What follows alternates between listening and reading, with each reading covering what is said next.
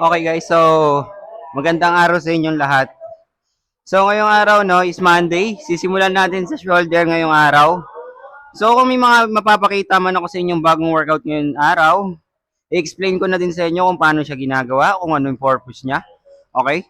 So ang target natin ngayon is shoulder. Okay?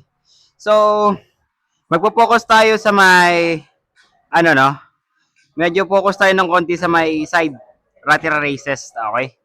Doon tayo magpo-focus. Okay?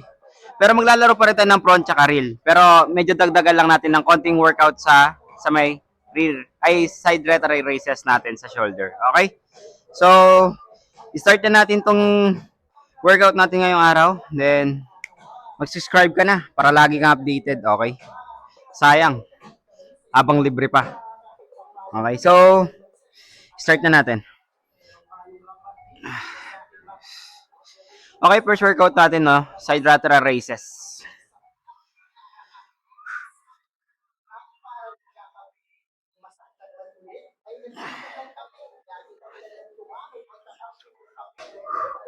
Okay, guys. So, nakatapos ako ng ng 15 reps. So, move tayo sa 12 reps, okay?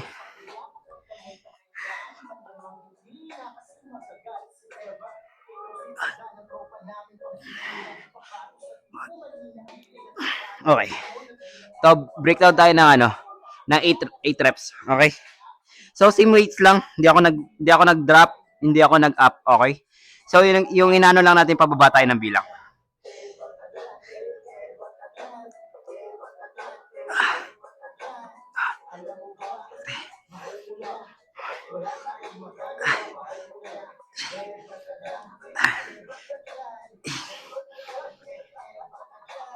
Okay. Okay guys, so pangalang workout natin to sa shoulder, no? So, side lateral raises pa rin to kaso dito sa may cable. Sa may baba, okay.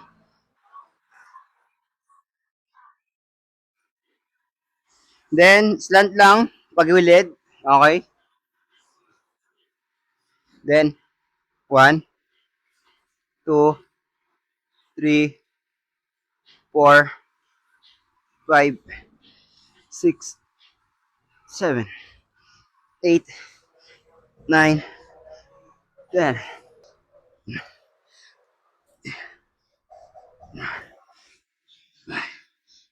6, 7, 8, 1, 2, 3, 4.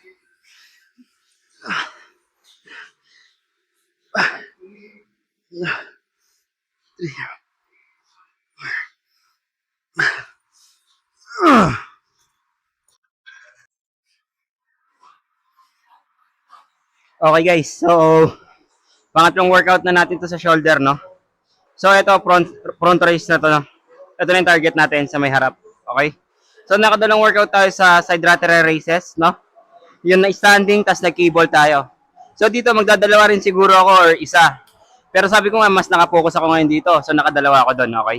So, pangatlong workout, Arnold press seated, okay? Dumbbell. Let's go. Ah.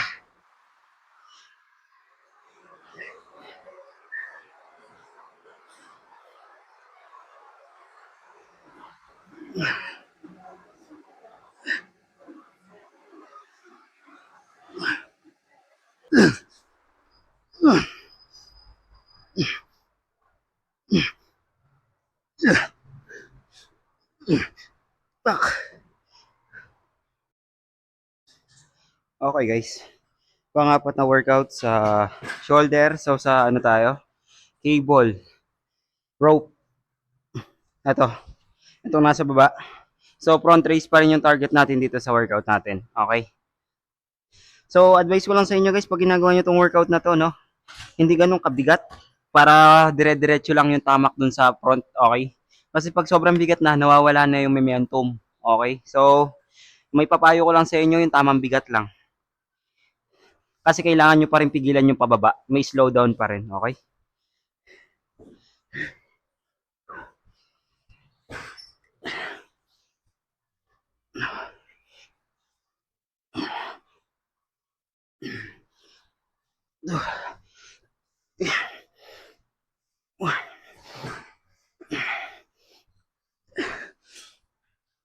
Ay, fuck.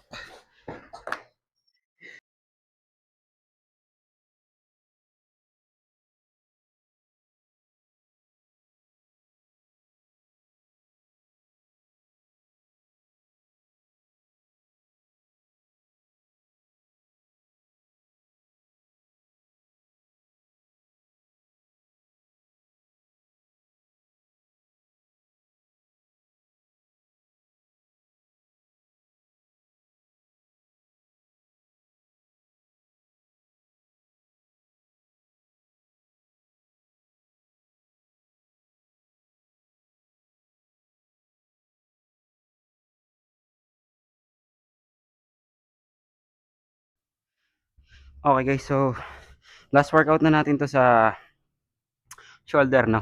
So ito part na to ng ano na to, sa may traps na to, itong workout natin. So sinasabay ko talaga siya pag nag-shoulder ako, okay? Hindi ko siya sinasabay sa back. Wala lang. Parang hindi hiyang sa akin yung ganung workout. So ito yung hiyang sa akin. So ito na lang pino-focus ko, okay? Yung iba kasi daw sinasuggest nila na mas okay na isabay yung traps pag nag-back, okay? Para sa akin, wala akong sinasabing hindi maganda yun, ah. Ang akin lang is hindi masyadong pagod. Kasi isipin mo, pag nag-full bar ka, gagana na yung arms mo. Okay, so wasak na yan. So pag nagbuhat ka naman sa traps, syempre kailangan hold ka dito. So yung ngawit, hindi mo makukuha yung concentration na gusto mong ibigay dun sa traps. Okay. Yun lang yung example sa akin, ha. Hindi ko sinasabing mali yun. Okay. Yun, sana maintindihan nyo. So, first set, okay, sa traps tayo.